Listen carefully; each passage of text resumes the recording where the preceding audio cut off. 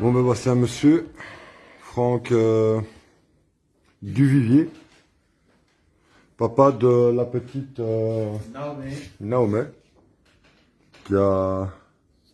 Ben, monsieur va vous l'expliquer, je pense, mieux que moi. C'est aberrant cette histoire.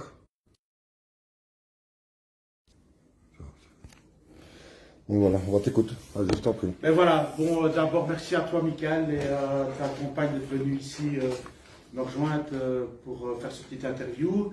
Voilà, moi je m'appelle Franck Duvivier, je suis parti vivre à Tenerife en 2009, en octobre 2009. Là-bas à Tenerife, j'ai ouvert une petite boulangerie en 2010 avec une petite cafétéria et on a fait nos affaires avec mon ex-femme maintenant, et à l'époque j'avais la petite Naomé qui était avec moi, ma fille légitime, donc Naomé Duvivier. Et suite à des travaux de réformation en 2013 sur le parking de la boulangerie, parce que vous devez savoir que ma boulangerie se trouvait au rez-de-chaussée d'un édifice, j'ai dû fermer la boulangerie parce que la présidente de l'édifice n'avait pas l'autorisation de faire les travaux. Donc moi j'ai perdu 70% de ma clientèle. Donc j'ai dû fermer la boulangerie et j'ai retrouvé, moi, de ma part, une place à la commune d'Arona comme jardinier. Et mon ex-femme, elle a trouvé un travail à l'hôtel West Haven Bay, à Costa del Silencio, hôtel géré par madame Rita Van de Velt et sa fille Nel Massian. Voilà, donc au début, ben, tout se passait pas trop mal pour nous. Et en octobre 2009, mon épouse a perdu son papa. Suite à une maladie très rapide, et malheureusement elle n'a pas su revenir ici en Belgique à l'enterrement, et ça a bouleversé un peu ma femme. Et en novembre, mi-novembre 2013, ma femme a commencé à sortir avec ses collègues de travail. Donc c'était une fois par mois, c'était une fois par semaine, pardon, puis 2 fois par semaine, et puis pratiquement tous les jours. Donc ma femme rentrait ivre à la maison, sous l'influence de certaines drogues. Elle devenait très agressive, donc à la fin, moi j'ai dû appeler la Guardia Civile pour me protéger et protéger ma fille. Excuse-moi, qu'est-ce que la Guardia Civile? La Guardia Civile, c'est la police militaire, donc espagnole, qui est venue renforcer la police nationale et la police locale là-bas sur place à Tenerife, parce qu'en fait, vous devez savoir que les îles Canaries sont remplies de corruption, donc il y a des trafics de tout. La police locale, la police nationale et la Guardia Civile sont impliqués dans énormément de choses, dans tout ce qui est trafic, notamment celui des enfants. Et alors, donc en général, c'est d'après ce qu'on dit, la Guardia Civile qui protège le mieux le peuple. Voilà. Chose que moi je pensais juste au départ de mes problèmes. Après, donc, moi, quand j'ai commencé à déposer plainte... Excuse-moi, avant ta plainte, enfin, en parlant de la Guardia Civile, c'est une dame policière qui aurait fait ça, une police des polices, mais vraiment réelle. Est-ce que c'est pas ça que j'ai vu, que j'ai publié il n'y a pas longtemps? C'est possible, c'est fort possible. C'est une demoiselle de Crollet qui parle de ça, mais espagnol. En espagnol, du moins. Oui, c'est possible. C'est ça? Désolé de t'avoir dérangé. Voilà, c'est pas grave. C'est bien pour voir. Donc voilà, moi, comme ma femme ne rentrait plus et qu'elle rentrait dans des états pas possibles et qu'elle me mentait surtout, donc moi j'ai alerté après avoir été trouvé les services sociaux. Non, avant d'avoir été trouvé les services sociaux, j'ai téléphoné à la Guardia Civile, qui sont venus une fois constater dans l'état que ma femme était un jour au soir, qui avait pris je ne sais pas quoi. Je ne sais pas ce qu'on lui faisait prendre, mais c'était franchement très traumatisant parce qu'on n'avait jamais vu Sophie comme ça. Ils sont venus constater, ils ont demandé à mon ex-femme de nous laisser tranquilles. Donc la nuit s'est passée et le lendemain matin, je suis parti sous conseil de la Guardia Civile voir le service social d'Arona. Donc j'étais au service de jeunes avec Naomé. Là j'ai rencontré une dénommée Eva.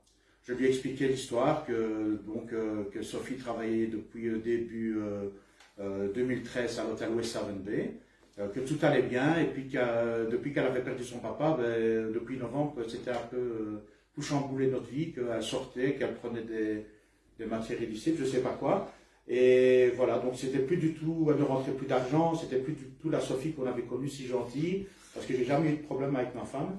Donc une fois que j'ai expliqué tout ça à l'assistance sociale, elle m'a conseillé d'aller au tribunal de Las Américas, chez le juge de la jeunesse. Donc quand moi je suis arrivé au tribunal de Las Américas. Il y avait certains membres de la police nationale, parce que vous devez savoir qu'à l'hôtel West Haven Bay, la patronne Rita Van de Velde met à disposition des locaux pour la police nationale qui sont omniprésents à l'hôtel. Et alors, quand je suis arrivé au tribunal de Las Américas, la même chose, il y avait la police nationale qui m'attendait. Donc, Sophie était accompagnée de la fille de la patronne Rita Van de Velde, de l'hôtel. Donc, quand je suis arrivé, elle m'a dit où étais-tu? La police cherche partout après toi et la petite. J'ai dit, écoute, moi je ne suis pas, j'étais pas loin, j'étais au service social. Je lui ai dit la vérité, parce que moi je ne mens pas, je suis quelqu'un de très sincère.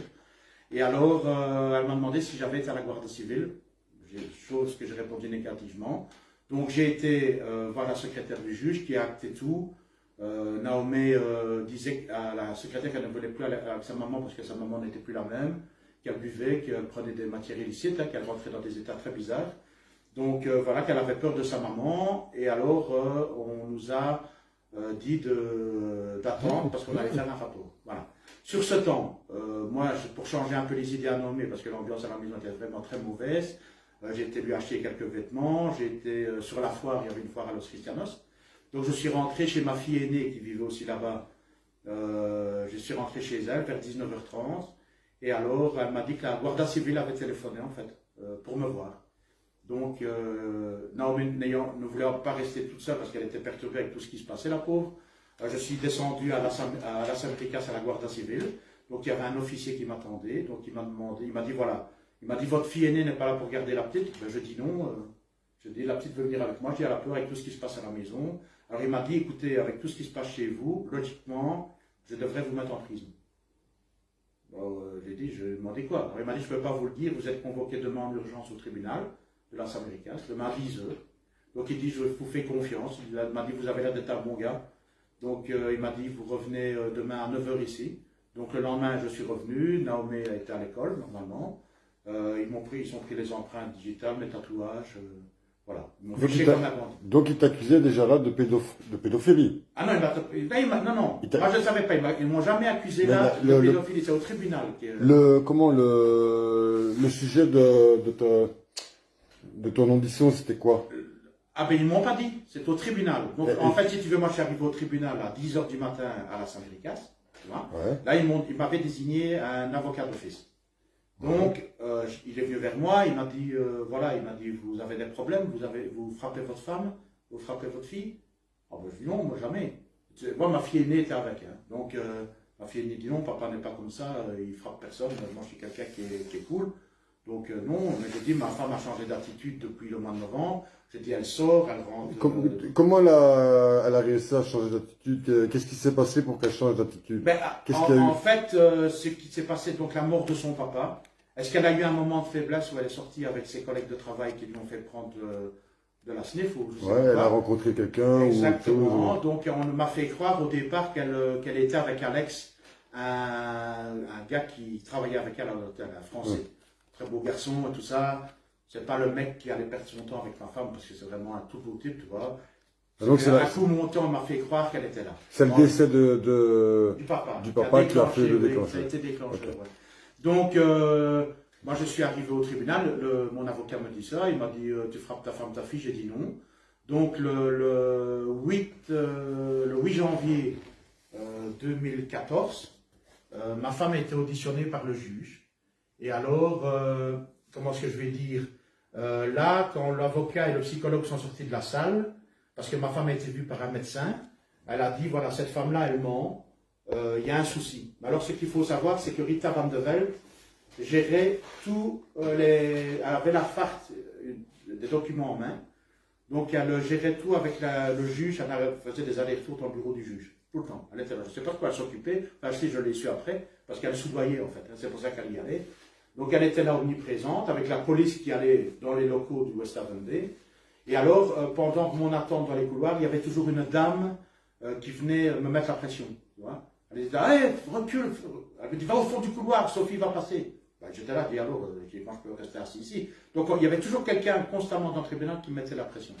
Donc, le lendemain... Ils t'empêchaient d'avoir un contact de quelle que soit la nature qu'il était, ils t'empêchaient quoi. Exactement. Donc le lendemain, donc le 9, janvier, Naomi est auditionnée. Donc le 8, on a dit, l'avocat et le psychologue m'ont dit que ma femme mentait, qu'il y avait un souci.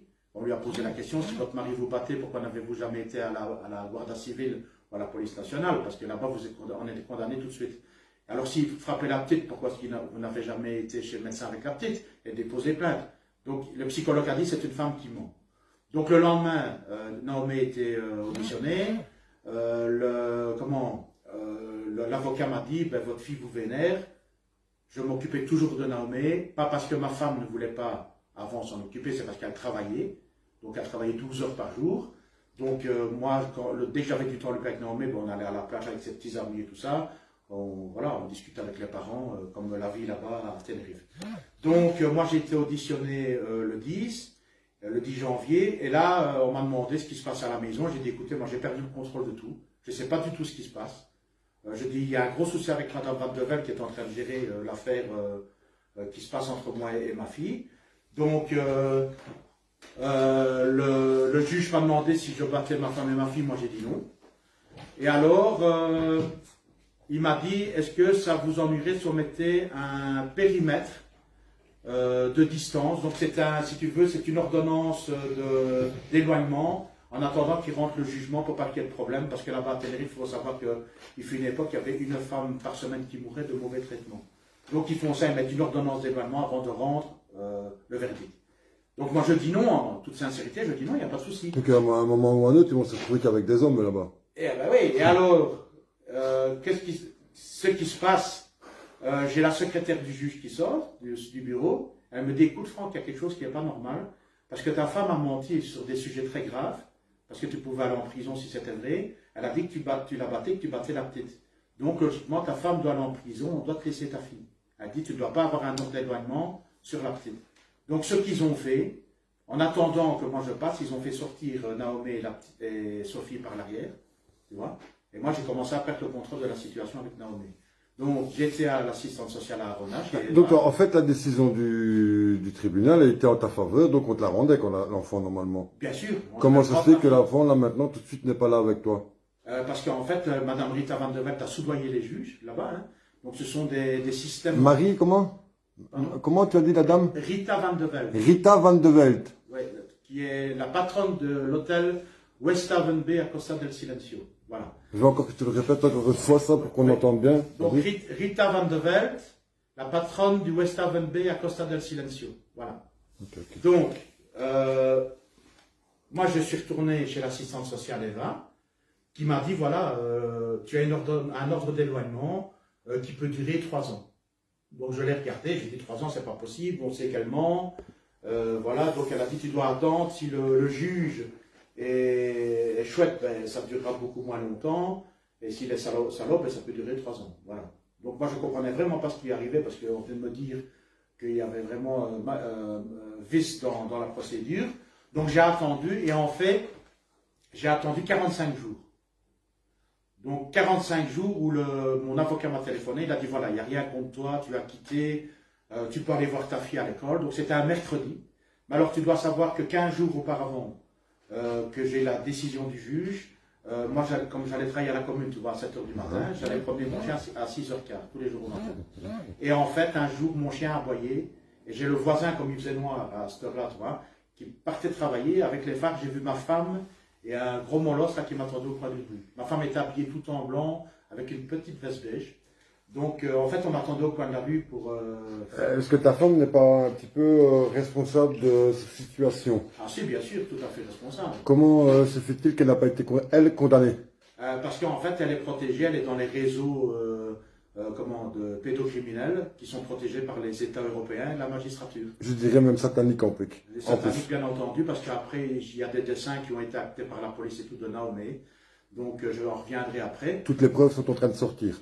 Tout à fait, oui. Donc, alors, voilà, elle m'attendait au coin de la rue. Il y avait quand même quelques bons gars dans la Guardia Civil à Las Américas. Il m'avait dit, comme ta femme t'accuse de tout et que, si tu la croises dans la rue, ben change de trottoir parce qu'elle pourra encore t'accuser d'autre chose que... voilà, ok, c'est bon. Voilà, elle pourrait encore t'accuser d'autre chose. Donc si tu la vois, change de trottoir, c'est ce qu'ils m'ont dit. Change de trottoir et ne va surtout pas avec elle pour plus qu'elle t'accuse de rien du tout. Donc c'est ce que j'ai fait. Moi j'ai changé de trottoir quand je l'ai vue. J'ai prévenu un ami. Et alors je lui ai demandé d'aller voir ce jour-là au matin si Sophie était bien à l'hôtel. Donc il était déjeuné. Hein. Et alors pour aller identifier le gars qui m'attendait. Donc le gars était bien là et tout. Donc ce que je dis de toute façon est vrai depuis le début. Moi je n'ai pas menti. Donc il en a fait des photos et tout de cette histoire-là, de l'hôtel, donc avec le gars et mon épouse qui travaillaient. Et alors j'ai été retrouver la police. Et là j'ai eu affaire à un gars de la Guardia Civile, qui est plus que corrompu parce qu'il est revenu souvent dans le dossier. Chaque fois que j'allais à la Guardia Civile déposer plainte, je dis voilà, ma femme m'attendait au coin de la rue et tout ça. Donc il disait oui, mais c'est elle qui a porté plainte en premier à la Guardia Civile, on ne peut plus prendre ta déposition. Et alors,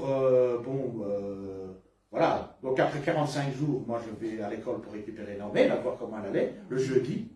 Donc le jeudi, on me dit Naomi n'est pas là, elle est malade. Donc je trouve déjà ça bizarre que justement le jour où je dois aller voir à l'école, Naomi n'est pas là. Le vendredi, je retourne à l'école, on me dit toujours malade. Donc je vais chez le directeur, qui était bien gentil, je tiens à le souligner, c'est le directeur de l'Athénée de Las Américas. C'est un super gentil monsieur. Donc je lui explique ce qui se passe.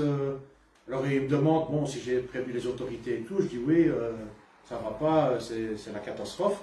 Donc il dit écoute, comme il faut 4 jours pour que ta femme rende un certificat médical de Naomi comme quoi elle est malade et absente de l'école, il dit je vais quand même lui téléphoner pour savoir ce qui se passe. Donc il a téléphoné, il a bien demandé à Sophie ce qui se passait. Donc Sophie a dit que Naomi était malade et qu'elle ne savait pas la mettre à l'école pour le moment. Donc lui, il a quand même exigé, comme j'étais inquiet, un certificat médical. Donc, mon ex-femme a encore fait traîner les choses pendant au moins, enfin pas pendant une semaine. Donc, à me mener en bateau, en essayant de me donner des rendez-vous à Las Galletas, dans un petit bar tapas où on avait l'habitude d'y aller le mercredi après-midi, quand elle avait congé, on y allait avec Naomi. Donc elle voulait absolument me donner un rendez-vous là avant que je ne voie Naomi. Donc mes amis espagnols m'ont dit, parce que je voudrais savoir que les seules personnes qui m'ont aidé là-bas... Ça c'était quand tu étais en Tenerife? Alors j'étais à Tenerife. Okay. Donc les seuls qui m'ont aidé, ce sont les Espagnols. Combien de temps vous êtes restés là-bas en Tenerife? 4 ans et demi. Tous les 3? Moi 4 ans et demi, et elles sont encore restées 3 ans après. Donc 3 ans de torture pour la gamine en plus. Exactement. Quel âge est là la petite maintenant? Maintenant elle a 14 ans. Elle a 14 ans. Elle avait 7 ans à l'époque. Elle avait 7 ans. Ouais. Ok. Ouais. Alors, elle voulait absolument me donner rendez-vous. Donc mes amis sur place m'ont dit de ne pas y aller. Ils m'ont dit écoute, tu as gain de cause, c'est une menteuse. Ne va pas là-bas. On ne sait jamais ce qui peut t'arriver. C'est sûrement pas catholique. Donc, moi j'ai écouté mes potes, j'y ai pas été. Et alors, le samedi soir, donc de la semaine d'après, on avait des amis en commun de France qui étaient revenus en vacances dans leur appartement là-bas, qui avaient vu Sophie et Naomi, et ils lui ont dit, écoute, on connaît Franck, on sait qu'il n'est pas méchant, c'est un brave gars, voilà, et pour le moment, ça ne va pas dans votre couple, on ne sait pas ce qui se passe, mais il irait au moins voir sa fille. Pas rester 52 jours sans la voir, puisqu'il y avait encore de nouveau une semaine qui était. Donc elle était obligée. Donc elle m'a téléphoné, elle m'a dit, écoute, Naomi, j'entendais Naomi qui pleurait. Alors elle disait, écoute, je suis vraiment déçu que tu ne sois pas venu, Naomi aussi, elle aurait bien voulu te voir. Donc je dis, écoute, non, le mieux c'est que tu mettes Naomi chez sa sœur aînée, à Palmar. Donc je dis, je veux la voir à 5 heures, donc à 5 heures. Donc avant ça, Naomi voulait absolument parler, elle leur a dit, je te passe Naomi. Alors Naomi a crié dans le téléphone, papa, je t'en supplie, viens me chercher, j'en peux plus. Elle était à bout, hein, je l'ai senti, je dis, qu'est-ce qui se passe avec Naomi? J'avais un doute puisqu'on m'attendait au coin de la rue, j'avais déjà vu des drôles d'attitudes avec certaines personnes. Donc quand j'ai récupéré Naomi chez ma fille aînée, Naomi avait sa tête toute gonflée. Donc elle avait un sac de médicaments, avec les médicaments qui n'avaient pas été usagés. Donc ça faisait déjà une semaine qu'on m'avait dit qu'elle était malade. Donc les boîtes n'avaient jamais été ouvertes. Donc elle était vraiment dans un état déplorable. Et qu'est-ce qu'elle avait en fait? En fait, elle était malade, c'est ce qu'elle m'a expliqué. On l'a mis, donc quand je suis rentré, je lui ai demandé ce qui se passait. Elle m'a dit, papa, je vais t'expliquer pourquoi que je suis malade. En fait, elle dit, j'ai été avec ma meilleure amie au Teide, donc c'est le volcan à Tenerife. Là-bas, il faisait froid, et c'est vrai qu'à l'époque des faits, c'était l'hiver aussi là-bas. Il y a souvent au mois de mars, janvier, février, mars, il y a souvent de la neige sur le Teide. Donc on l'a fait jouer là-bas, à moitié habillée. Donc elle était à moitié nue, dans la neige, où il faisait moins 7 degrés, avec une petite fille. Donc moi j'ai demandé, je dis, qui est-ce qui est avec toi? Alors elle me dit, c'est pas moi. Donc on l'a emmenée là-bas pour la rendre malade en fait. Parce qu'on ne met pas une petite fille à moitié nue dans la neige. Moi je suis désolé, il y a quelque chose qui ne va pas. Donc c'est bien la preuve que ma femme ne gérait déjà plus du tout la situation avec Naomi. Que Naomi était gardée, comme elle m'expliquait après, par des gens. Hein.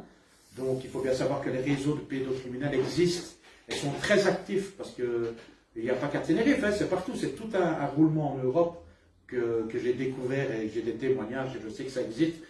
Beaucoup de gens ne veulent pas le croire pour le moment, mais je vous jure que c'est vrai. Donc elle m'a expliqué ça et alors... Moi personnellement, tu n'as pas besoin d'essayer de m'en confirmer, j'en suis sûr. Ben voilà. Voilà, pas que c'est une réalité. Et il y a beaucoup de témoignages et surtout de prise de conscience vis-à-vis du peuple. Je pense que c'est peut-être pour ça un petit peu qu'il s'est révolté et en sachant que il y a du satanisme en plus. Donc Bien sûr. Ben oui. c'est vraiment le vif du sujet de la bataille. Je pense que tout le monde fait ici pour le moment. Donc, alors, je suis rentré à la maison, je discutais avec Naomi. Donc déjà, quand elle m'a raconté ça, je trouvais déjà pas ça normal. Et alors, j'ai mis des feuilles sur la table avec des crayons, des marqueurs, tu vois, j'ai fait semblant de rien. Donc moi, je faisais à manger, tout ça. Elle a commencé à me dessiner, tu vois. Elle a commencé à me dessiner Rita Van de Velde, Ivan Helen, que je cite ici, c'est un chanteur folklorique flamand, hein, qui a fait un tube ou deux, qui est fort connu, hein, il est de Courtrai. Il est toujours à l'hôtel, donc elle me l'a bien dessiné, mais le visage à moitié. Tout ça a été acté par la police de la brigade de recherche de Marche-en-Famenne. Hein. Donc, elle m'a dessiné Rita Van de Velde, Ivan Helen, un travesti qui faisait souvent des spectacles au West Haven Bay, à l'hôtel. Donc, elle m'a dessiné tout ça, des bibles, des croix, des phallus en érection, une petite fille avec la robe qui se lève et qui a une bible en main, par l'arrière. Donc elle m'a dessiné tout ça en me chantant pour que je sorte de l'île, il faut que ma maman et mon papa soient unis. Et tout le mal que l'on me fait, c'est comme ça, c'est la vie. Donc c'était plus Naomi. Naomi n'était plus la même, on l'avait battue. Alors, bon, elle me disait qu'elle avait des nouveaux immigrants. Donc, les nouveaux immigrants, je lui ai dit, c'est qui tes nouveaux immigrants? Alors, elle me dit, voilà, mes nouveaux immigrants, ils me frappaient tellement fort dans le dos que j'avais les os cassés. Et je dis, pourquoi est-ce qu'ils frappaient dans le dos? Alors, elle prenait son index et son majeur, elle faisait ça. Donc, elle m'expliquait qu'on l'obligeait à faire des fellations. Donc, elle était battue pour faire des fellations. Après, elle m'expliquait qu'elle était gardée par une vieille dame et par un garçon, une fille, elle ne savait pas. En fait, c'était le travesti transsexuel qui était à l'hôtel, qui travaillait là, enfin qui faisait des spectacles là-bas. Donc elle était gardée. Alors, elle ne pouvait pas se laver. Elle ne pouvait pas se laver parce qu'il y avait une tortue dans la baignoire. Elle ne pouvait pas regarder la télévision. Elle était dans une pièce où elle ne voyait que de l'herbe. Elle ne voyait rien d'autre. Elle disait que la vieille dame était très méchante et que la travestie, de temps en temps, dormait avec aussi. Donc, moi, je sais qu'Ivan Helen a violé Naomi. Parce que Naomi me l'a bien fait comprendre quand elle me l'a dessiné, elle me l'a très très bien dessiné. Donc vous le retrouverez, Ivan Helen, sur YouTube. De toute façon, c'est un chanteur folklorique flamand, ça s'écrit Ivan Heylen. Voilà, chanteur folklorique flamand, qui viole les enfants et qui adore les petites jeunes filles. Voilà. Alors, quand moi j'étais, après avoir les dessins de Naomi, je suis parti à la Guardia Civile. Donc malheureusement, on m'a fait attendre. Et là, j'ai un des chefs de la Guardia Civile de Las Américas qui est venu me voir, qui m'a regardé avec les collègues qui travaillaient souvent au rond-point, tout près de Palmar où j'avais ma boulangerie auparavant. Donc il est venu bien me voir qui j'étais, et puis après il est reparti. Donc le policier qui était de garde m'a dit, tu reviens demain. Demain, ça sera un autre guardia de la civile qui viendra prendra ton audition. Donc je suis retourné le lendemain. Ils voulaient absolument que j'aille sans Naomi. Hein. Ils insistaient pour pas que j'aille avec Naomi. Donc le lendemain, moi je suis retourné au matin avec Naomi. C'est elle le témoin en plus. Pardon? C'est elle le témoin. Bien sûr, c'était le témoin. C'était elle ouais. Donc alors j'ai eu affaire à un gars qui m'a mis la pression. Donc il a vu les dessins. Ça l'embêtait beaucoup. Il a dit, écoute, moi je ne sais rien faire. Il a dit, c'est pas vrai, qu'il me dit tout l'histoire. Et voilà, il m'a rendu les dessins. Alors je lui ai dit, écoute, moi je vais chez le juge. Tu vois? Et alors il me dit, non, non, non, non, si tu ne vas pas chez le juge, tu retournes chez toi. Donc moi, ce que j'ai fait avec Naomi, je suis parti chez le juge. J'étais de nouveau au juge de la jeunesse, trouvé la secrétaire, lui expliquer, montrer les dessins, ce que Naomi m'avait expliqué, qu'on l'avait mis à moitié nu au taille, qu'elle avait une tête comme un jukebox quand je l'avais retrouvé, après 52 jours. Donc j'ai expliqué tout ça. Donc ils m'ont dit que le juge en serait informé qu'on allait être convoqué. Donc moi je suis rentré, et quand j'ai commencé à dénoncer tout ça, eh ben, il y a des gens qui sont venus m'intimider devant chez moi. Donc on passait avec des sacs poubelles vides, on faisait gonfler avec de l'air, et alors ils faisaient ça avec leurs mains comme ça. Et alors moi j'expliquais ça à mes collègues de travail. Donc monsieur parle bien, Franck Duvivier parle bien de tentative d'assassinat, d'intimidation. Oui, bien sûr, parce qu'ils sont venus en fait armés chez moi à l'édifice. Donc en fait quand j'ai récupéré Naomi, Sophie, mon ex-femme, n'arrêtait pas de me téléphoner pour savoir ce qui se passait, ce que Naomi disait. Chaque fois que Naomi entendait que c'était sa maman, Naomi pleurait tellement qu'elle avait peur. Donc moi je disais qu'elle pleurait parce qu'elle était malade, qu'elle ne voulait pas aller à l'école. Et je ne rentrais jamais dans les détails de ce que Naomi m'avait dessiné pour ne pas mettre la puce à l'oreille. Donc un jour, Sophie m'a fait part, étant donné qu'on était parti avec sa voiture. Donc la voiture était à son nom, mais c'était moi qui roulais avec. Donc elle me dit, voilà, je voudrais bien que tu mettes la voiture à ton nom. Parce que si tu as des PV, tout ça, moi je ne tiens pas à les payer, comme la voiture est à mon nom. Donc elle dit, je voudrais bien que tu changes les papiers. Et là, je me suis dit, comme elle avait le double des clés, je me suis dit qu'il y avait quelque chose qui n'était pas normal. Donc moi j'ai remis les clés à un ami, je lui ai dit, écoute, tu fais ce que tu veux des clés, moi je ne prends plus la voiture, parce que ça devient malsain cette histoire-là. Donc quand ils sont venus un jour, un dimanche matin, je devais aller faire une brocante, donc ils avaient vu que ma voiture était chargée de toute façon. Donc j'ai vu qu'il y avait tout un système qui s'était mis en place devant chez moi. Et j'ai repéré un monsieur qui venait régulièrement sur les brocantes que je faisais. Ça se partage beaucoup. Il y a quelques messages là quand même qui m'interpellent. Donc, mais bon, je dis pas. il y avait un monsieur qui venait régulièrement me voir sur les brocantes. C'était un monsieur de type européen. Un petit moustachu et barbu comme moi, tu vois. Et alors, un jour, il m'a fait ça, il m'a montré, tu vois, je t'ai à l'œil. Et alors, j'avais un ami, Fabio, un ancien boxeur, un Français, que d'ailleurs, j'ai plus eu de nouvelles depuis que je suis parti sur lui, je suis très inquiet pour lui, qui m'a prévenu que c'était, il m'a dit, ce sont les réseaux qui le chassent, il y a quelque chose, il y a un problème.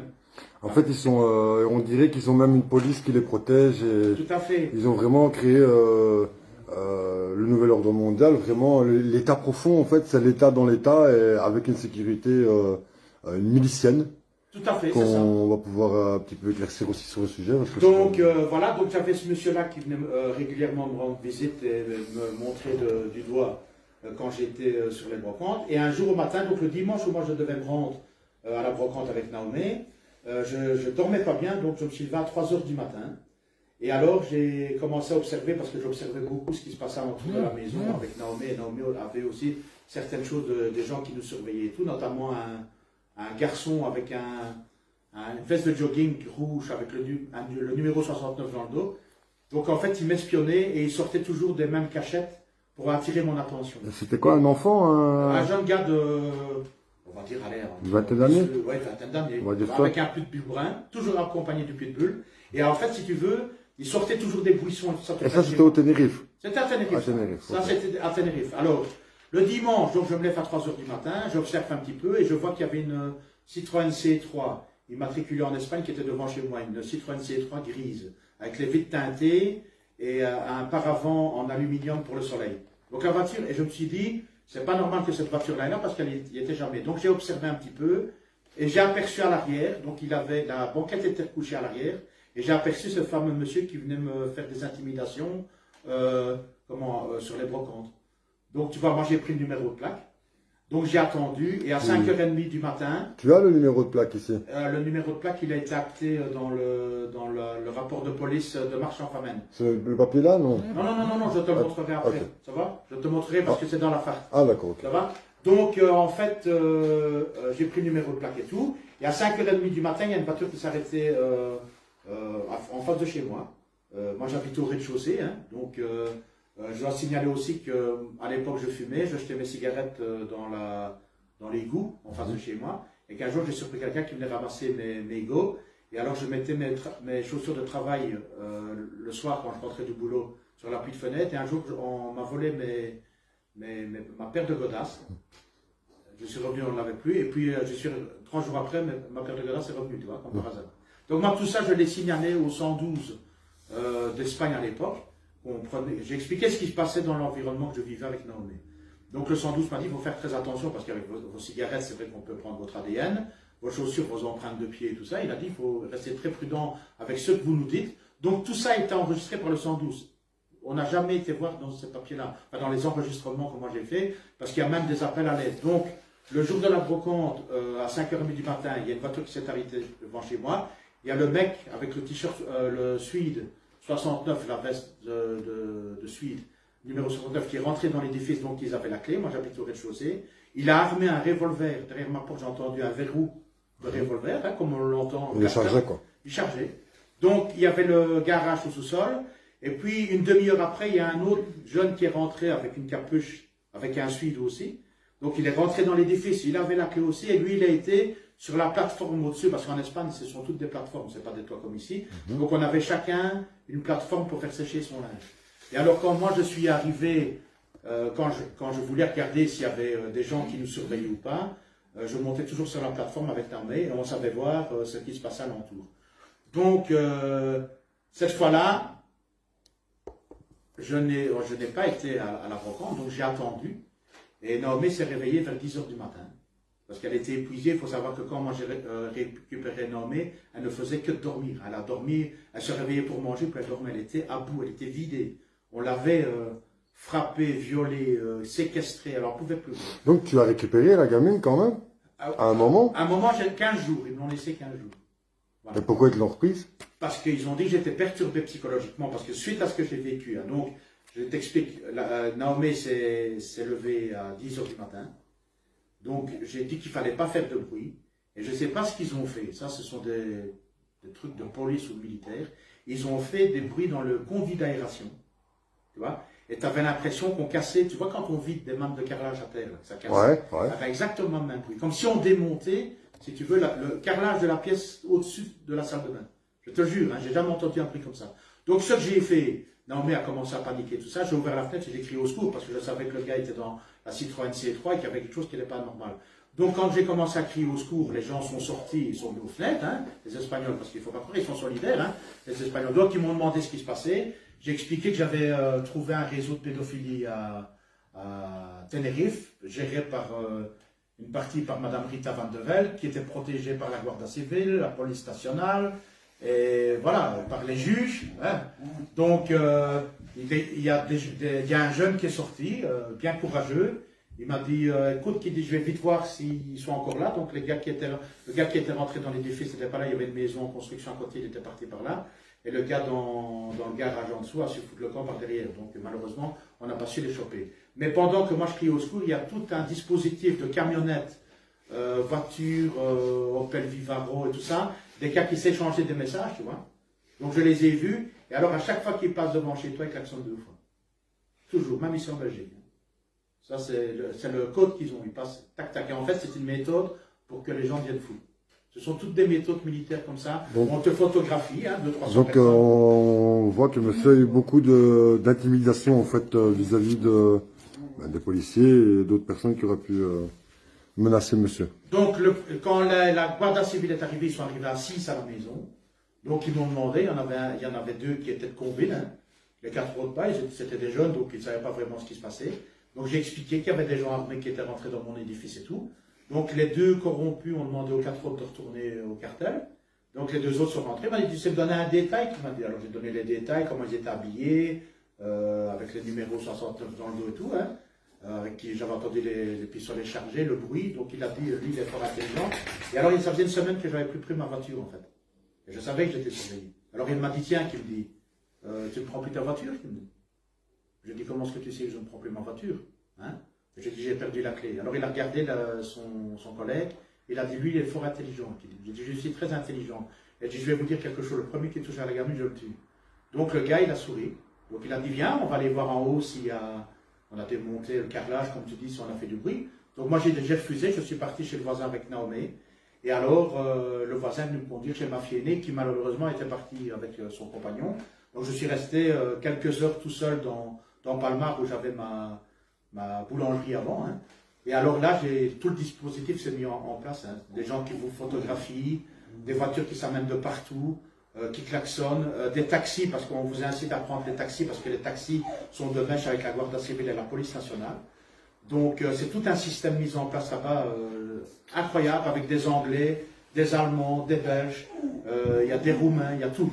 C'est un bordel total. C'est un réseau pédophile qu'il y a en Tenerife, c'est ça? Oui, en fait, il faut savoir que Tenerife a déjà été montré du doigt dans l'affaire d'Elisabeth Brichet, où la maman d'Elisabeth avait été avec le détective privé André Roche, où ils avaient découvert qu'il y avait une secte satanique avec une réserve d'enfants, avec plus de 120 enfants qu'ils ont découvert, 100 par an, où il y a des miradors, où on surveille les enfants et vous n'avez qu'un accès par la mer.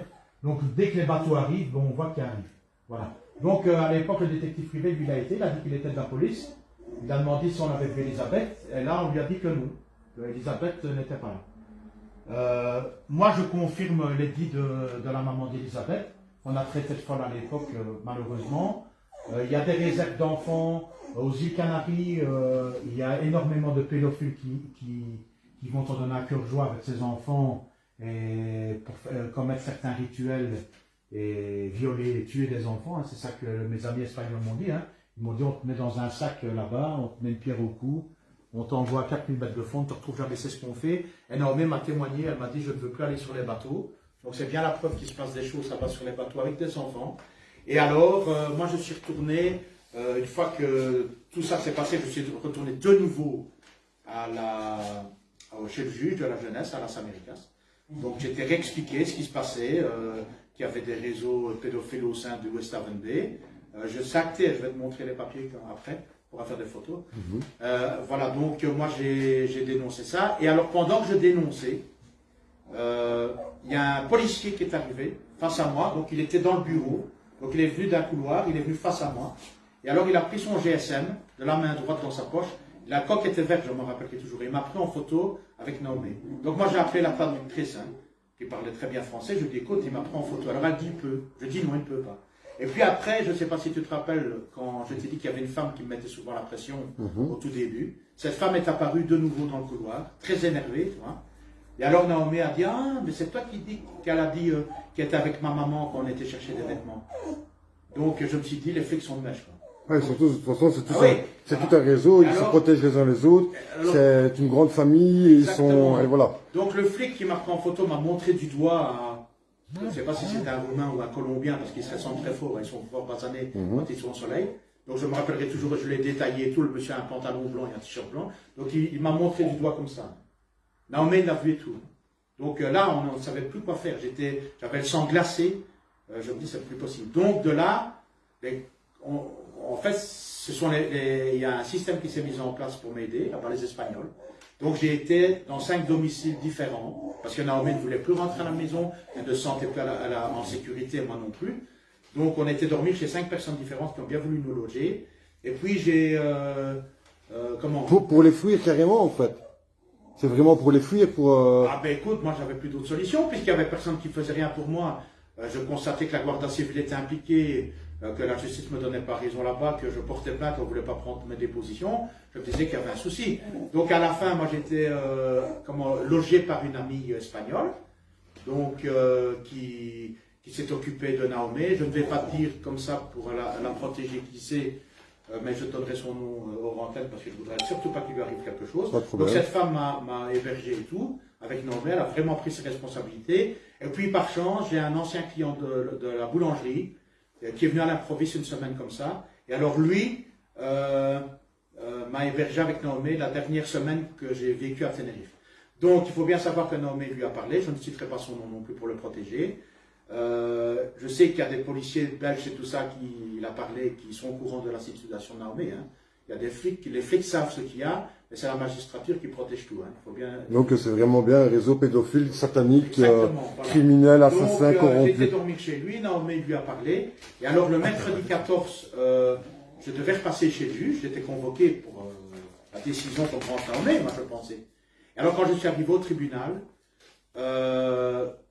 ils ont pris Naomi, donc c'était une nouvelle juge, je ne connaissais pas, c'était plus la même... Tu dis bien, ils ont pris Naomi, ils n'ont ont pas... pris Naomi, voilà. Et alors ils ont dit qu'ils voulaient la voir seule, donc ils lui ont parlé de poupée, de Magneta, ça se dit Magneta en espagnol, ils ont parlé de poupée, tout ça pour l'amadouer, parce qu'elle ne voulait pas y aller.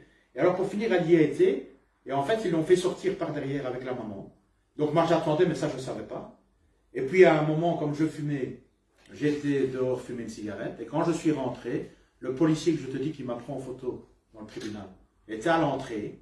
Et alors il faut savoir aussi que les deux personnes qui étaient d'habitude au portique métallique étaient changées, c'était deux femmes. Et deux femmes, pourquoi? Parce que les femmes sont beaucoup plus sensibles. Donc quand j'ai fini ma cigarette, je suis rentré dans le tribunal.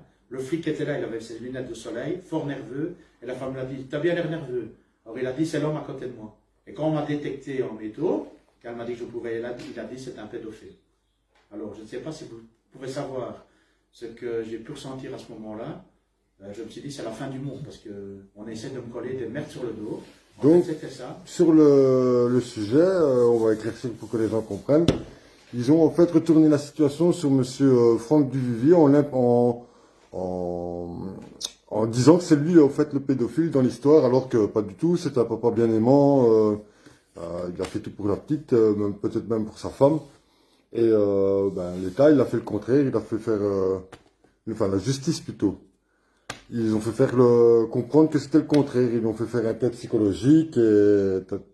Moi j'ai tout ici. Hein. Ouais, donc tout alors après, bon, comme Naomi avait parlé de ça, le gars chez qui je logeais, le Belge, me dit où est Naomi, donc je lui explique, je ne sais pas, on l'a pris, Naomi c'est fini. Je dis, je sais pas aller.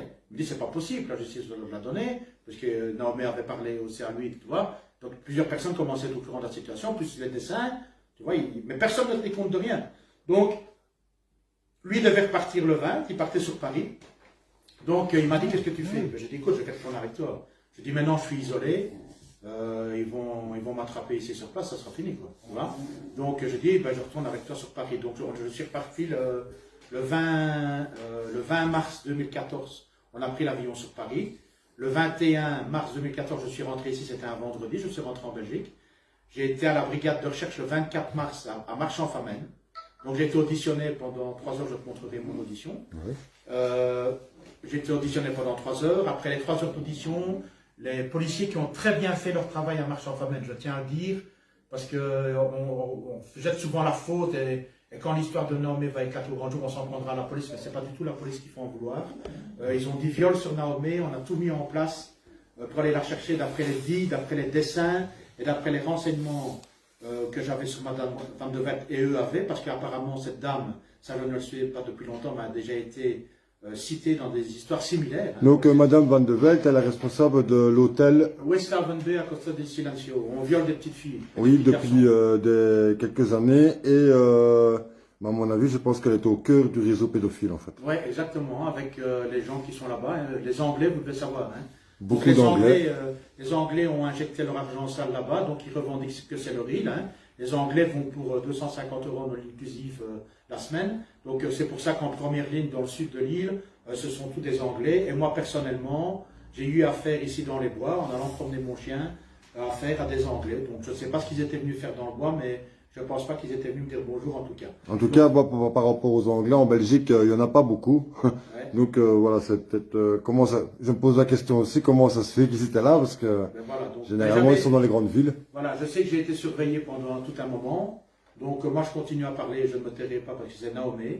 Donc moi j'ai fait mes dépositions le 24 mars à la police fédérale, qui m'ont donné raison. Quand mon dossier est arrivé au parquet de Marchand-Famenne, on m'a dit que j'étais fou, sans avoir été vu par un psychiatre ni un psychologue. Par la suite, ils ont renvoyé, ça je ne savais pas, je l'ai appris il n'y a pas longtemps par mon nouvel avocat, le dossier à Tenerife. Donc, moi j'accusais les autorités d'être complices et de participer à la protection et au réseau pédocriminel. Donc ils ont renvoyé le dossier là-bas. Et alors, moi j'ai vécu plusieurs intimidations ici avec des personnes, j'ai porté plainte, je montrerai à Michael tous les documents que j'ai. Moi j'ai porté plainte et à chaque fois on classait toutes mes affaires, sans suite. La police, ben, pour finir, en a marre de prendre vos dépositions. Donc à la police de Vielsalm, ils étaient carrément paumés avec mon histoire, ils ne savaient plus quoi. Donc il n'y avait rien qui avançait. Sauf quand je tombais sur des premiers inspecteurs qui, eux, franchement, c'était pas des estafettes, c'était des vrais policiers. Quelle gendarmerie ou commissariat as-tu été ici en Belgique en fait, la première fois que quand tu es rentré, c'est... Marchand-Famenne, la brigade de recherche de Marchand-Famenne. Okay, donc c'est eux qui ont pris ma première déposition, qui m'ont vu.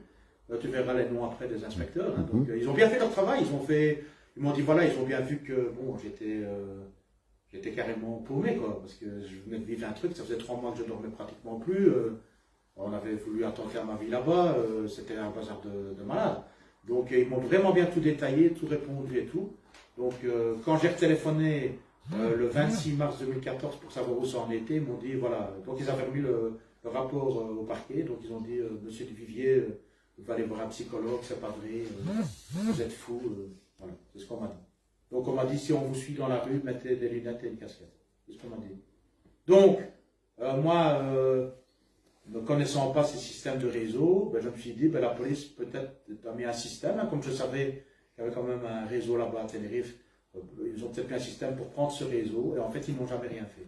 Donc moi j'ai commencé à faire mes affiches en 2017, hein. Donc j'ai fait des vidéos en 2014 et en 2015. En 2017, j'ai fait les affiches de Naomi, que j'ai mis partout dans les contacts de Madame Rita Veld et tout, parce que c'est une femme qui se dit Madame. Il y a des gens qui ne savent pas ce qu'elle fait, hein, tout le monde ne sait pas ce qu'elle fait. Donc en mai 2017, Naomi et sa maman sont revenus sur le territoire belge, à Chouf, hein, 25 et 30 km de chez moi. Donc j'ai été voir à plusieurs reprises, voir si je ne voyais pas Naomi, je l'ai aperçue 2 fois. J'ai vu cette petite fille qui me manquait tellement et que je ne savais pas approcher parce que la justice ne voulait pas que je l'approche, et elle fait encore tout pour le moment pour pas que je l'approche.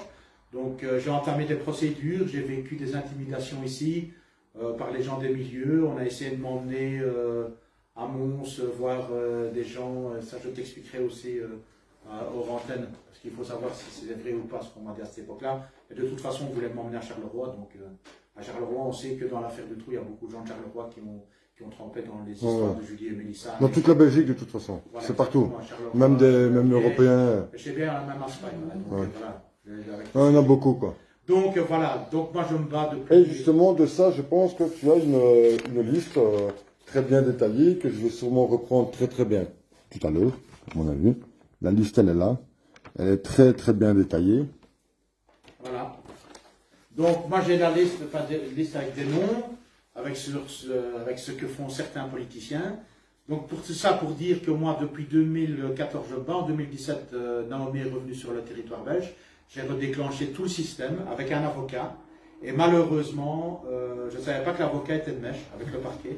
Donc ils ont fait traîner les choses pendant 3 ans pour que Naomi arrive au mois de septembre l'année dernière à ses 14 ans et puisse décider toute seule de ce qu'elle voulait faire. Donc, sa majorité sexuelle, de toute façon, c'est à 16 ans, ce n'est pas 14 ans. Oui, ah ben ici, ils l'ont auditionné. Donc il faut bien savoir que pendant les 3 années que je me suis battu, où ils ont classé toutes les affaires, moi j'ai remis un... En plus d'étouffer les affaires, il y a menaces, il y a tout, et en plus ils étouffent les affaires. Donc voilà. Il va falloir un petit peu regrouper tous les dossiers de la Belgique et européen, voire même mondial, quoi. C'est ce que je fais, hein. Donc tous les 2e week-ends de chaque mois, je suis devant les Guillemins. Donc il y a des gens qui commencent à parler, il y a énormément de gens qui ont été victimes de ces réseaux-là. Justement, parler des Guillemins, enfin tu parles de Guillemins, moi c'est grâce à Don que tu connais, qui t'a... Ah ouais, Don, oui. C'est grâce à lui que je te connais en fait. Ben, c'est bien, super. Un petit coucou à lui, spécial. On t'apprécie, on est avec toi. Sympa. Donc voilà, donc tout ce que j'ai fait, donc j'ai remis un rapport psychiatrique qui était en ma faveur, qui disait voilà, bon, M. Duvivier est tout à fait normal, il nous raconte une histoire, mais seulement on ne sait pas les vérifier, c'est dit qu'on n'était pas là. Il est normal. Et en fait, on m'a refusé le dossier parce qu'on a dit qu'il n'était pas signé. Donc moi, ça m'a déstabilisé, mon avocat dit oui, M. Duvivier fait un peu tout et n'importe quoi, il nous remet un dossier psychiatrique qui n'est pas signé. Donc moi, je ne savais plus quoi dire dans le tribunal, le prix de cours encore. Signé par qui? Par toi ou le médecin? Oui, par le médecin. Par le médecin, il n'a pas signé. Donc en fait, non, ce qui a la forme de V, ce qu'il y a, c'est que, je te montrerai aussi le rapport du psychiatre, il marque acté mais non relu. Donc, comme ça vient d'un système informatique, ça compte pour une signature. Mais eux, ils m'ont déstabilisé. Donc, après, ils sont venus vers moi, ils m'ont dit, voilà, est-ce que tu serais d'accord d'aller voir un expert psychiatre désigné par le tribunal? Donc, moi, franc, je dis oui. Donc, je vais chez cet expert psychiatre à Liège, qui est tout autre que le docteur Waltreni à Liège, expert psychiatre, voilà, qui lui me déclare, après 1h15 de visite avec lui, paranoïaque, que ma maladie va augmenter, que je fabule, que c'est pas vrai. Enfin, il fait un rapport de merde. J'ai porté plainte contre lui d'ailleurs. Il fait un rapport de merde. Et alors, moi là-dessus, je vais chez un contre-expert psychiatre à Liège, je lui explique la situation. Et lui, le psychiatre me dit, ce sont ses propres paroles, il m'a dit, écoute, ta femme et ta fille, elles sont dans un réseau. Parce qu'il m'a dit, moi je sais que ça existe et je me rends régulièrement à Lantin. Hein, et là-bas, les détenus m'en ont parlé. Donc il dit, je sais que ça existe. Et alors, il m'a dit, et en plus de ça, il dit, il y a quand même un gros souci dans ton dossier, parce qu'on te déclare paranoïaque. Mais alors, il est bien marqué sur le rapport du psychiatre Waltreni, que tant que je n'ai pas été, que le mieux c'est que j'aille voir un psychologue. Donc le médecin que j'ai été voir, le contre-expert, me dit, tant que tu n'as pas été faire tes tests psychologiques, on ne peut pas dire que tu es paranoïaque ou te déclarer une maladie. Donc moi j'ai été faire mes tests psychologiques. Donc j'ai réussi mes tests psychologiques. Et maintenant, le 19 mai, il va y avoir une nouvelle décision du juge à Marchand-Famenne. Donc pour savoir si je peux récupérer Naomé ou pas. Je pense qu'ils sont quand même dans la panade parce que j'ai quand même apporté notamment des preuves. Et toi, tu as vu la vidéo. On va la regarder, à mon avis, après. Oui, on va regarder la vidéo. Il y a des choses plus que suspectes qui se passent. Oui, je pense que c'est très intriguant ce qui se passe là. Et alors, moi, j'ai pris des numéros de plaques de mobil-home parce que vous devez savoir qu'on viole des enfants dans des mobil-homes. On fait des films porno avec. Les gens, malheureusement, qui ont du temps en ce moment dans notre nouveau monde, on est plus souvent sur les tablettes et les GSM, on ne fait plus très attention de ce qui se passe dehors, mais il se passe énormément de choses. Donc là, ici, sur le sujet, tu es bien rentré en Belgique depuis 2014. Donc, 21 mars 2014. Et ta fille et ta femme sont rentrées en mai 2017. Donc 3 ans après. Je n'ai toujours pas vu d'homme. Et depuis, toujours pas de réponse de l'État belge vis-à-vis de la garde pour son papa, du fait que sa maman, je pense, est en pleine dépression. Donc je ne comprends pas pourquoi est-ce qu'on met un enfant dans les mains d'une personne en dépression. Voilà, surtout drogué. Sûrement, qui a été drogué, qui a vendu de la drogue là-bas, elle est très dealée. Parce que moi j'ai des amis espagnols qui me l'ont confirmé, qu'elle se prostituait. Naomé, on ne savait pas où elle était. Hein. En Espagne, sur les 3 ans qu'elle est restée là-bas, on n'a jamais su où Naomé est exactement. Donc vous devez savoir que la maman, de toute façon, avec ce que tu as vu comme vidéo, il y a un gros souci là. Ils sont surveillés ici. Maintenant qu'ils sont revenus, on va voir la vidéo, vous allez voir. Franchement, c'est un peu bluffant. Donc c'est une vidéo qui a été filmée avec un drone. Il y a... Je ne sais pas si tu vas bien. Moi, je ne sais pas. Est-ce que vous voyez bien correctement? Il n'y a pas de reflet, ça va? Vous pouvez expliquer si vous avez... Tu vois des reflets? Non?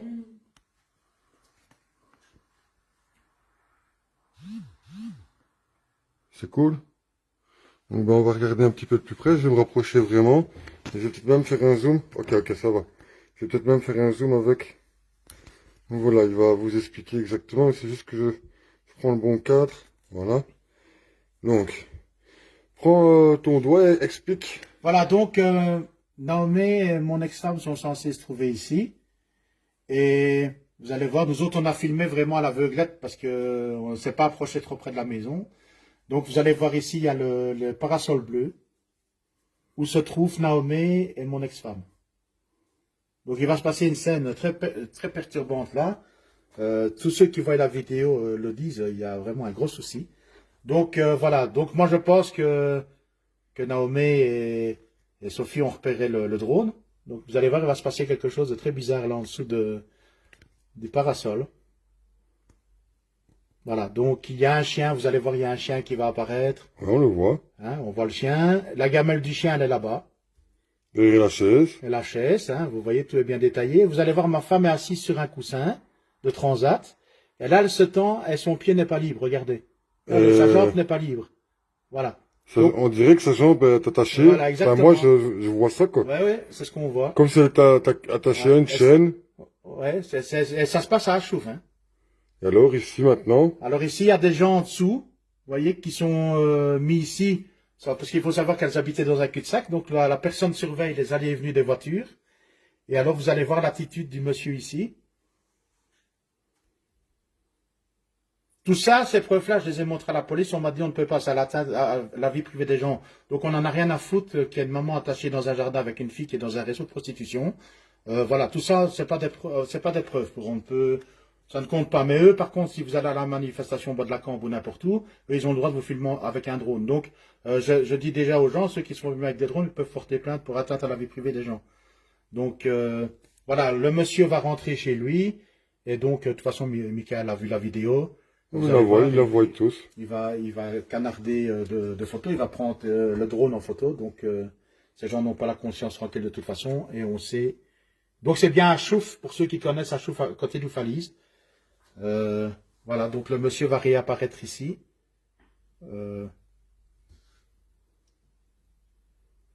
Voilà, donc le monsieur apparaît ici au fond de l'image.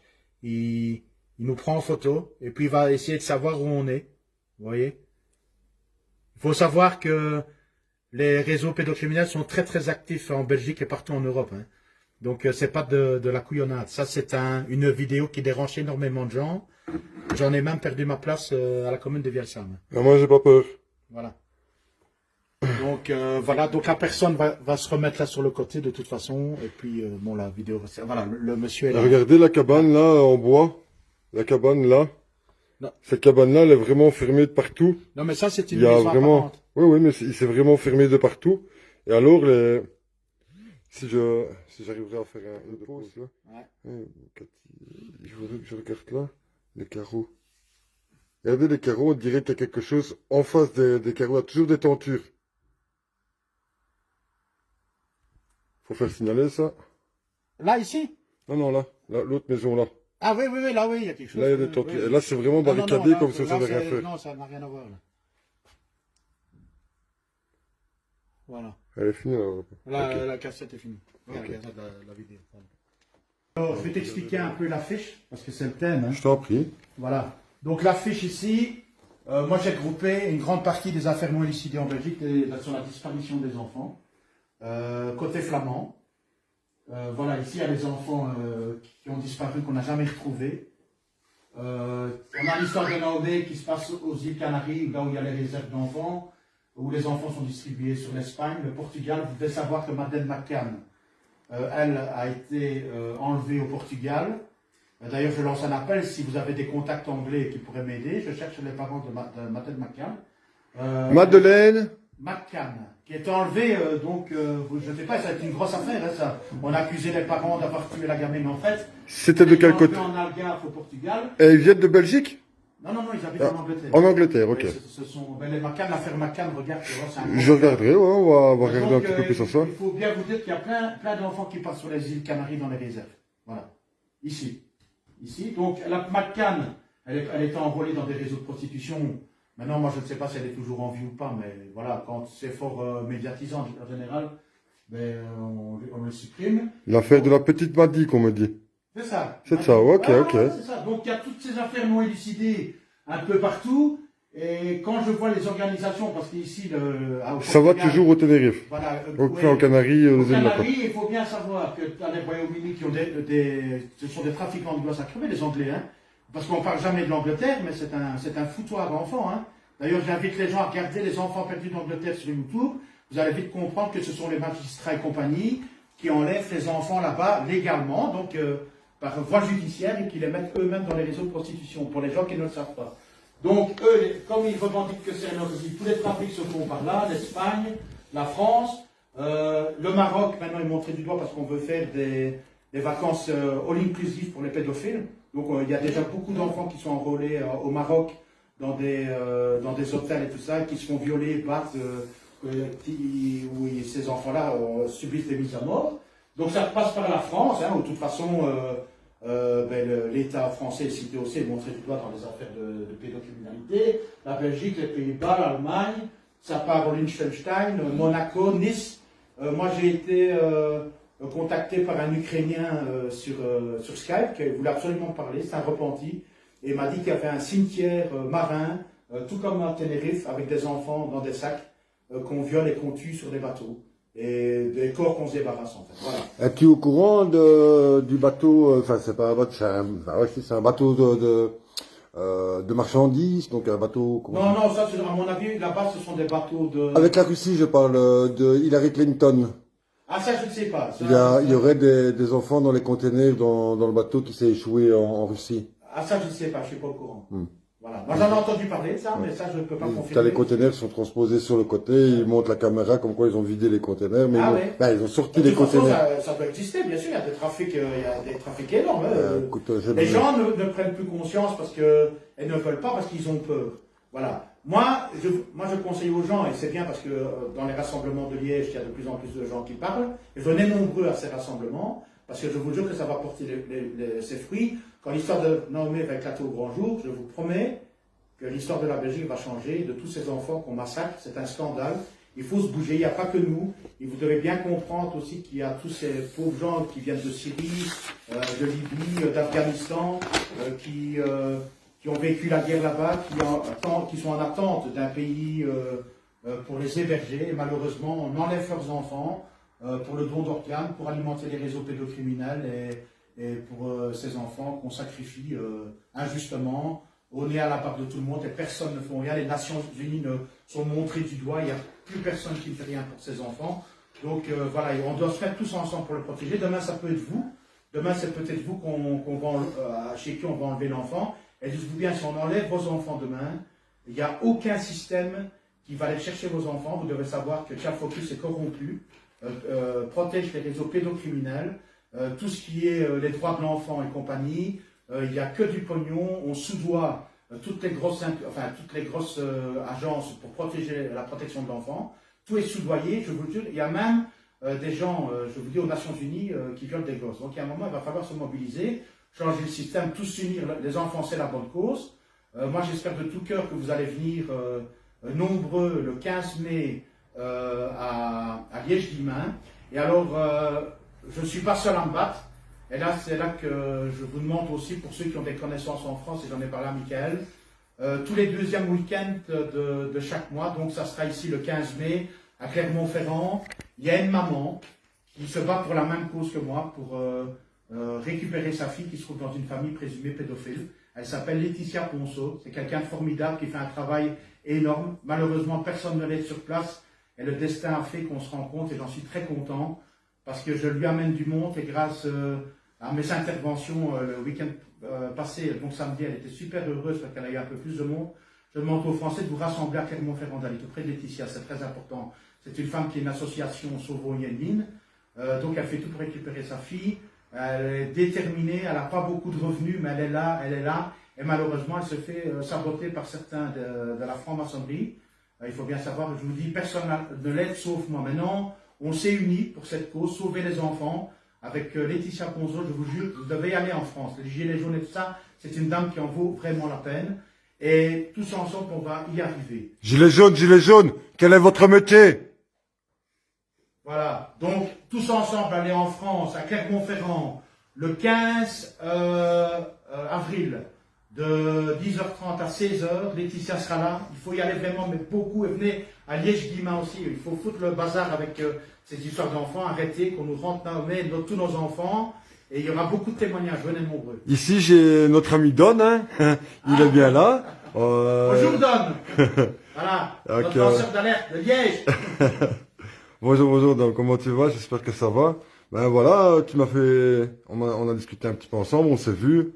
Tu m'avais présenté Franck. Au départ, moi j'aime pas toutes ces histoires-là, c'est un truc que je n'aime pas trop, mais bon voilà, il fallait bien... J'ai vu ta vidéo, et je me suis dit, ouais, c'était pas... Il y avait un truc, quoi, faut que ça se sache un petit peu plus. Donc maintenant, voilà, ça va prendre l'effet que ça doit prendre. Ça va prendre l'effet, hein. Et De toute façon, c'est l'effet papillon. Tu vois. ouais, voilà, exactement. Donc voilà. Il faut que les gens se rendent compte que cela existe, et que on a des témoignages de Cindy, et elle n'a pas encore tout, des autres personnes qui me téléphonent. J'ai même des gens ici où je vis qui sont venus me trouver, me demander si je savais les aider. Je voulais aussi vous dire que toute cette histoire incroyable va naître une association que je présenterai le mois prochain, mais qui va réellement défendre les enfants, et pas du blabla, pas des noms. Ça peut être publicitaire aussi. Voilà, je ferai de toute façon des affiches pour l'association. On va maintenant franchement prendre les choses en main. Il ne faut plus du tout faire confiance au gouvernement, parce que vous devez savoir que moi j'ai porté plainte contre l'État en général, contre tous les ministres pour protection de réseaux pédophiles et de participation. J'ai porté plainte contre Elio Di Rupo, contre Didier Renders qui est au courant de la situation, et Madame Maggie de Bloch qui a été informée par le Palais Royal en 2014 parce que j'ai écrit et j'ai envoyé un courrier. Donc j'ai reçu un courrier en cours que je te montrerai. Ouais. Donc tu prendras les photos. Je prendrai les photos, je mettrai en dossier. Rien fait dossier. pour Naomé, on abandonne nos enfants. Rien n'est fait. Moi j'en ai les preuves de toute façon. Ils ne savent plus rien faire et mon histoire rejoint celle d'Elisabeth Brichet. Donc moi je confirme aussi que la petite Elisabeth Brichet a été vue là-bas. Et c'est ce qui dérange beaucoup parce qu'on avait dit qu'il n'y avait pas de réseau pédocriminel là-bas. Malheureusement, j'ai écouté, j'ai fait confiance à la justice belge en 2009. Je me suis dit que je pouvais y aller sans crainte et malheureusement il m'est arrivé ce qui m'est arrivé, surtout à Naomé. Donc voilà, j'en pleure tous les jours. C'est une histoire avec laquelle on vit au quotidien, donc c'est pas possible. J'ai une petite question pour toi, désolé de te couper. Question d'avocat. Oui, eh ben voilà, moi au départ, j'ai été voir Maître Misson, qui a très bien fait son travail, Maître Misson. Donc il m'a dit, voilà, nous ici en Belgique, on ne sait rien faire à Tenerife parce que tout est corrompu. Et ici? Ici, moi j'ai changé d'avocat quand on est revenu. Donc malheureusement, l'avocat, elle a fait traîner les choses. Moi je ne savais pas que... Je pensais qu'elle m'aidait, mais en fait, elle ne m'a pas aidé. Ah bah alors sur le coup, voilà, on va en profiter pour faire un petit appel aux avocats, à l'assemblée collective des 30 000 avocats et consorts qui sont ensemble, de nous contacter le plus vite possible. Ici, c'est Franck Duvivier sur son compte Facebook. Tu n'as pas une photo de ton compte Facebook pour voir... La photo, c'est l'affiche de Naomé avec la photo de Naomé ici, qui est de l'école 2019. L'affiche ici, avec cette photo-là. Et cette photo-ci, ça c'est la photo de ma couverture. Voilà. Donc on va faire un appel aussi aux avocats, ce serait peut-être bien, pour justement un petit peu confirmer le bazar. Voilà. Donc pour l'appel aux avocats, je ne sais plus où ce que c'est que j'avais vu. Il y avait un collectif de 30 000 personnes avec des avocats tout dedans qui attaquent la justice. Maintenant, je ne sais pas si c'est pour le truc du bois de la Cambre ou autre. Maintenant, je sais, ça pourrait être présenté quand même dans leur dossier. Ouais, on ne sait jamais. De toute façon, l'État est trempé dans toutes les magouilles. De toute façon, il y a que le pognon qui les intéresse, leur amusement. Et voilà, quand un enfant disparaît, bon, on fait rien pour eux. De toute façon, on est un État sauvage, question ça. Donc, il faut franchement se mobiliser tout le monde maintenant. Don, il le sait, de toute façon. Il y a eu assez trop de cas, hein. S'il te plaît. Il y a eu assez trop de cas. Oui, mais bien sûr, ça ne peut plus durer. Regarde, ce sont tous des enfants qui ont disparu, on les a jamais retrouvés. Ils sont où? Enfin si, Julie et Mélissa, mais on les a retrouvés décédés, mais la petite Elisabeth Brichet. Avec 300 choses qu'on n'a jamais retrouvées. 300 ADN retrouvés dans la cage du trou, et il n'y en a pas une qui a pu être sortie alors que... Moi j'ai la liste. Et quand Laurent Louis dénonce les choses, il y a tout le monde qui se lève au Parlement et qui fout le camp. Je trouve ça scandaleux. C'est bien la preuve que l'État est complice de tous ces enlèvements d'enfants et de toutes ces histoires de pédocriminalité. Donc maintenant, si vous voulez offrir un monde meilleur à vos enfants, venez nous rejoindre devant les Guillemins. Maintenant, si vous voulez rien faire pour vos enfants, restez chez vous, malheureusement. Ils vont subir, parce qu'il n'y a pas que l'histoire de la pédocriminalité maintenant. Il faut bien vous penser qu'on les masque. Je ne sais pas, ils vont vivre dans un monde où ils ne pourront rien faire, ils vont être surveillés par les multinationales. Ça va être les esclaves des temps modernes. Et moi, je ne souhaite pas ça à mes enfants, ni à mes petits-enfants, parce que je suis grand-père. Donc remuez-vous, venez, même si vous travaillez le samedi 15, ça va, tant pis, vous y allez, prenez congé, ça vaut la peine de se mobiliser tout le monde, et vous allez voir que les choses vont changer quand le peuple va se lever. Moi je dis, s'il y a déjà même 1 million de personnes dans la rue, croyez-moi qu'ils vont chier dessus. Moi je ne me tais pas, je porte plainte contre tous ces salopards, c'est des crasses, on est gouverné par des assassins, des pédophiles, des escrocs, des manipulateurs, des menteurs. Ils n'en ont rien à foutre que le peuple soit dans... je ne sais pas, il y a quelque chose déjà qui m'alerte quand on est garde des Guillemins, voir tous les SDF qu'il y a à la gare des Guillemins. Namur, moi j'ai grandi une partie de ma vie à Namur, c'était interdit de mendier, il n'y a plus que des clochards, on laisse ces gens-là sans rien du tout, sans manger, sans rien, on n'est pas des chiens quand même. Nos grands-parents, nos parents ont cotisé, tout le monde a le droit d'avoir un logement et de vivre dignement et à manger. Je ne comprends pas comment on peut laisser faire ça et que le peuple ne bouge pas. Il y a un moment, il ne faut pas avoir peur de parler. Tous ensemble, je vous promets que ça va changer. Mais il faut se réunir et c'est l'instant, c'est le présent maintenant. Voilà. Voilà, il y a un événement qui s'est fait aussi le 1er mai. Oui, Comme tu as sûrement dû entendre, le 1er avril, ici, il y a eu le bois de la Cambre, oui, la boum.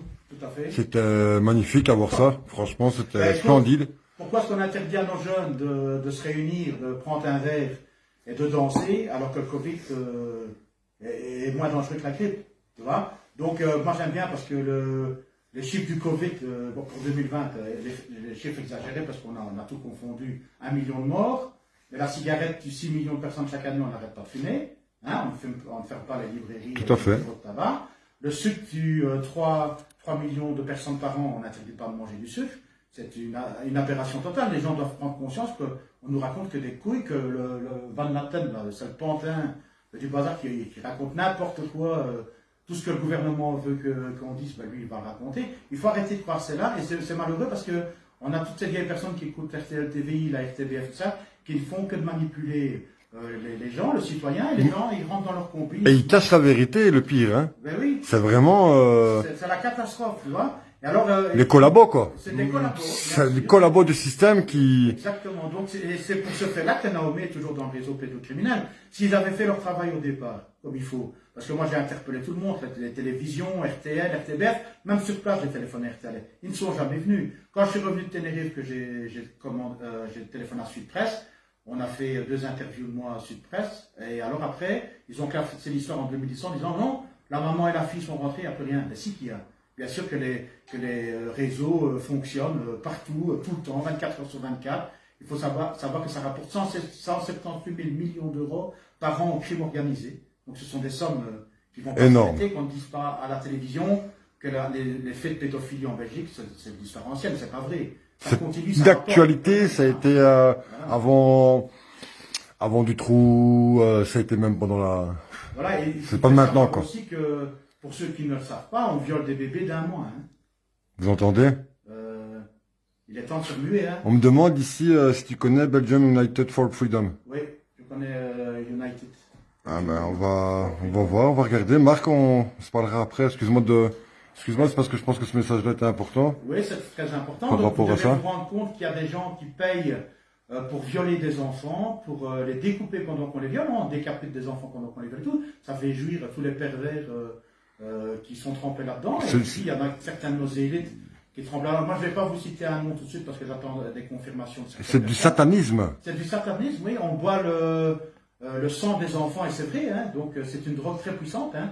Je vais aller un petit peu plus loin par rapport à ce qu'on m'a expliqué. Ils buvraient, ils se nourrissent de nos peurs, ils boivent notre sang et ils nous mangent comme nous on mangerait une pomme. Tout à fait. Ouais. Parce qu'ils disent que ça les garde jeunes plus longtemps et alors ça leur donne de l'adrénaline apparemment qu'ils retrouvent dans le sang. Hein. C'est adénochrome, oui, exactement. Voilà, exactement. Donc voilà, il faut être très vigilant et plus que vigilant. Il faut réagir maintenant. Parce qu'à la rentrée, en septembre, il va être trop tard, ils vont vouloir vacciner nos enfants. Et ça, il faut ils vont peut-être pas attendre ici, excuse-moi, sur le coup d'attendre la rentrée au mois de septembre. Ils vont peut-être la faire ici le 19, j'ai entendu parler. Ah, ben voilà, donc il faut se mobiliser, protéger nos enfants, c'est fini. Lundi, Non. pas lundi, ouais, lundi prochain, Ouais, salut. non, ben alors il faut tous se mobiliser. Il faut, là, voilà. Voilà. On va commencer. Non, je ne sais pas si vous vous rappelez, Macron a dit qu'on était en guerre. Ah ben, voilà, on est en guerre. On va faire la guerre pour sauver nos enfants. Mais Macron, il a fait la guerre à son peuple français. Voilà, et comme le Parce que c'est pas gouvernement nous qui belge, fait. ben ouais, mais le gouvernement belge est main dans la main. Avec, Ah, ouais, ça, je devais pas le on contraire. attend le jeudi ce que racontent comme couillonnade les Français, on le répète le vendredi. Donc voilà, ils sont main dans la main. Ah ben s'ils veulent la guerre, ils ont la guerre et c'est tout. Voilà, moi je suis prêt à faire la guerre pour mes enfants et pour mes petits-enfants. Donc tout le monde doit se lever, c'est fini, ça va durer. Si tout le monde va dans la rue, le problème va être très vite réglé. Hein. Ils peuvent être 170 ministres, si on est 1 million, je ne vois pas. Et je vous dis quelque chose, c'est une information que j'ai d'une personne qui est très bien placée. Moi, la police est venue samedi à Liège, et ça je tiens à le souligner. Ils se sont comportés comme des gentlemen, ils ont été super gentils parce que c'est pour une cause qu'ils défendent, ce sont des pères et des mères qui sont obligés malheureusement de suivre des ordres. Des ordres de pédosataniques. Exactement, donc ils savent au fond d'eux ils sont dirigés par ces gens-là, et malheureusement, ça leur fait de la peine comme vous et moi. Mais si tout le monde se rassemble à droite et à gauche en petits mouvements, ils seront toujours obligés de charger dans la foule pour disperser la foule. Seulement si on se réunit pour une bonne cause comme Naomi, ah ben, la police tiendra avec le peuple, croyez-moi, vous n'allez pas vous faire asperger parce que je vous dis, ils ont des enfants, et comment si eux, ces gens-là, voudraient bien se récupérer leur vie d'avant, parce qu'ils en auront le bol de tous les week-ends à ceci et cela, il ne faut pas croire que la police sont tous méchants. Partout, mais... Qu'est-ce que tu fais le 1er mai? Moi? Oui. Je suis au bois de la Cambre. Ah, alors on sera sûrement ensemble alors. Enfin, je pense qu'on va tous ensemble. On peut se retrouver Merci là-bas. d'être bien avec vous, et ça m'a fait un plaisir, et j'espère que la police va prendre conscience de ce qui s'est passé la dernière fois, et bien leur expliquer que moi, de toute façon, je ne suis pas contre eux. Au départ, la police doit nous protéger, c'est une police de proximité, donc elle doit être à côté du peuple. Et je pense que tous ensemble, on va y arriver, mais je vous dis, pour le moment, bon, ben, le gouvernement fait croire qu'il y a le Covid qui va tuer tout le monde avec les variants, c'est de la couillonnade. Grosse machination, Machination. un gros C'est génocide commercial, mondial. hein, c'est un truc commercial en plus, donc... C'est encore pour se faire de l'argent. Hein. Ouais, c'est pour se faire de l'argent. Donc voilà, ben moi je serai avec vous au bois de la Cambre en tout cas. Ça va? C'est vraiment- Merci beaucoup à c'est vraiment- Michael donc, de m'avoir interviewé aujourd'hui. Ça me fait super plaisir. On commence à s'occuper de moi. Et voilà, à bientôt alors. Je vous embrasse tous et à bientôt. Et unissons-nous et qu'on mette un stop à cette pédocriminalité. Merci beaucoup à vous. Ciao. Je te remercie beaucoup, Franck. Merci à toi. Merci à toi.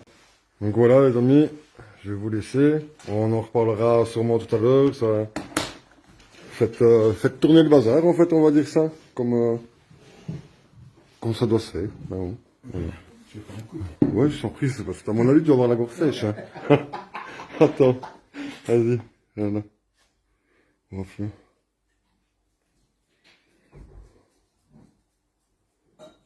Ouais, malheureusement, c'est la pure vérité.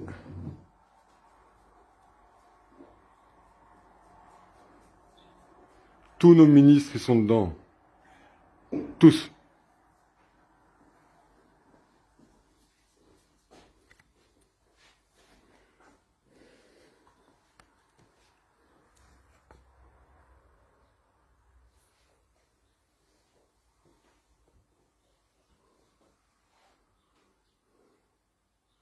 Je rappelle qu'ils aillent à Clermont-Ferrand pour les jaunes.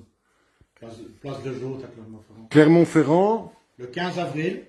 Donc Clermont-Ferrand, le 15 avril, place de Jaude, de 10h30 à 16h. Elle est rejointe Laetitia Ponceau, qui se trouve seule. Hein. Elle mène son combat, mais toute seule. Elle a encore une autre petite fille qu'elle prend avec. Elle a tout son barda, la pauvre. Allez l'aider, allez la soutenir, elle en a besoin. Laetitia Ponceau, de l'association Sauvons Yen Yen. Yen Yen, donc vous devez y aller tous. Nombreux devaient aller aider cette dame. Je vous le dis, il n'y a personne qui l'aide à part moi. Et on s'est unis. On va d'ailleurs faire une association, elle et moi, aussi le mois prochain, international. Donc, il faut vraiment qu'on bouge et sauver nos enfants. Voilà. Aidez-nous à sauver vos enfants. Voilà ce qu'on dit dans notre slogan. Voilà. Merci beaucoup, tout ça. Stop à la pédocriminalité. Ouais, ouais. Surtout. Ouais. Voilà. Eh ben, je vous remercie. Je vous fais un petit bisou. Et je refais une vidéo tantôt dans la voiture tout à l'heure.